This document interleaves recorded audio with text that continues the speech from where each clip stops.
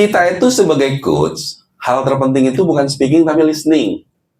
Listening itu diantara yang paling penting adalah mendengarkan maksud, kan begitu. Nah sekarang coba kita bayangkan bagaimana kalau kita tidak pakai protokol. Jadi gini, kondisi coaching itu dibentuk oleh bahasa dia dan realitas-realitas dia.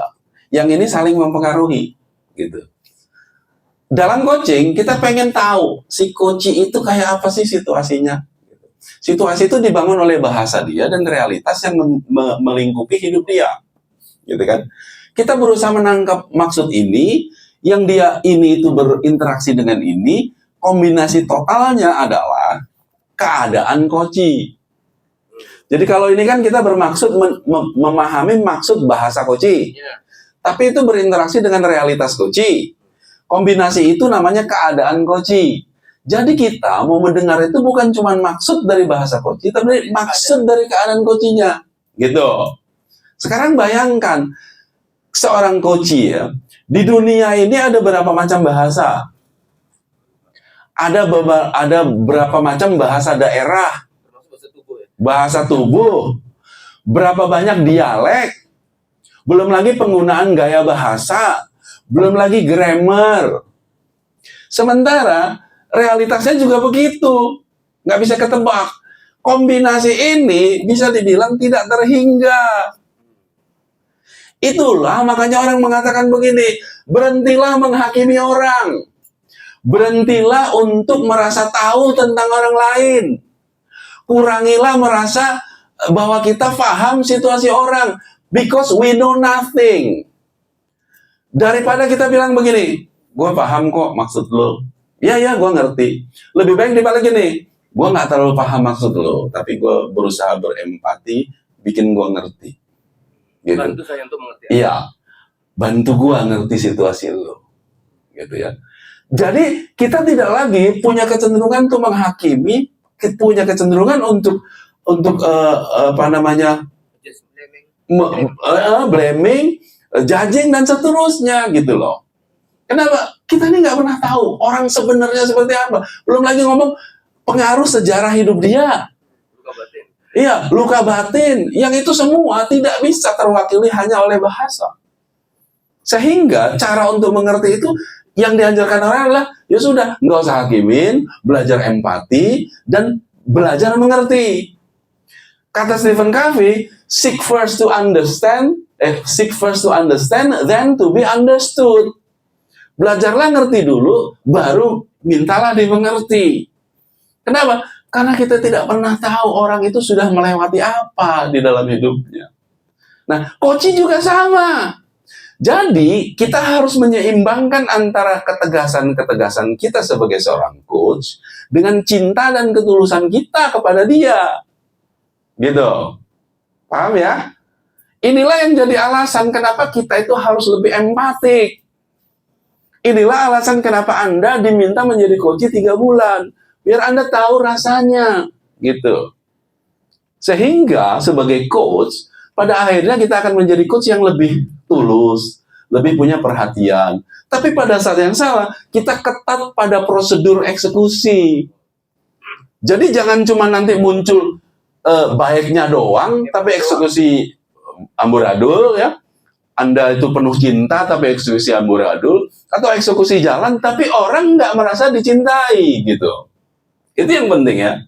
Sehingga dalam ketidakterbatasan ini, kita menurunkan maksud-maksud bahasa itu hanya kepada 7, kan gitu. Yang kita sebut sebagai 7 protokol. Dan kita berasumsi dan kita berhitung bahwasanya 7 ini menerpa 3 hal.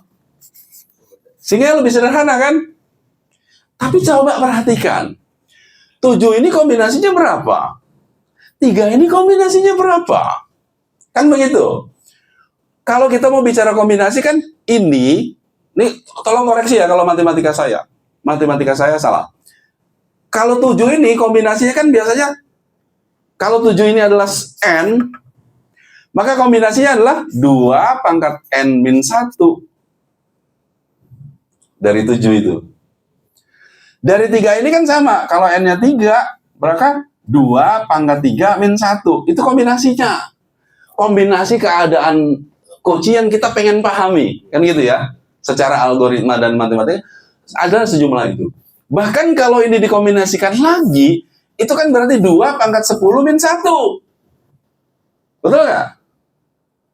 Ini aja kalau nggak salah 137 kemungkinan di-combine. Dan ini belum bicara permutasi loh. Permutasi itu gini, kalau ini ada 3, ada 1, ada 2, ada 3, katakanlah kombinasinya 2 dan 3, itu 2 dan 3 dengan 3 dan 2 berbeda. Itu belum lagi ke situ. Sehingga di dalam proses komunikasi interaktif, kita tidak bisa melakukan proses matematika itu. Tapi kita sudah dimungkinkan menyempit. Sehingga yang harus terjadi adalah namanya sense making. Gitu. Kalau tadi ngobrol di luar sama Pak Istoto, katakanlah begini, ada 7 bahan makanan untuk meramu makanan apapun, dengan syarat makanan itu harus manis, harus asin, dan harus sedap. Asin, manis, asam. Jadi, kalau ngomong chef tadi ya, ini ada 7 bahan makanan.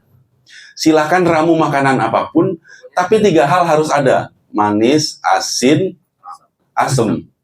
Bahwa nanti manis lebih menonjol, monggo. Tapi tetap harus ada asin dan asamnya. Atau seimbang, atau apapun. Kemungkinannya seperti itu, gitu. Itulah keadaan-keadaan coaching yang kita mau pahami, gitu ya. Sehingga prosesnya disebut dengan sense making. Tidak lagi dia benar-benar precise satu persatu seperti ini. Gitu ya. Jadi sekali lagi, poinnya adalah melihat kenyataan ini, kita harus menyeimbangkan antara ketegasan melakukan eksekusi atau mengawal eksekusi dengan pemahaman empati kita atau kasih sayang kita atau ketulusan kita kepada orang lain. Sekarang anggap aja kalau coach itu suami istri kita. Anggap kalau coach itu anak kita. Anggap kalau coach itu rekan kerja kita. Anggap kalau coach itu adalah tetangga kita. Anda bisa bayangkan betapa diperlukannya keseimbangan ini. Jangan sampai kita hanya tegas di eksekusi tapi nggak tulus, nggak cinta. Jangan tulus dan cinta tapi eksekusi nggak jalan. Gitu ya. Nah teman-teman nanti silakan renungkan ini dulu. Kita akan masuk bahasan yang lebih detailnya satu persatu.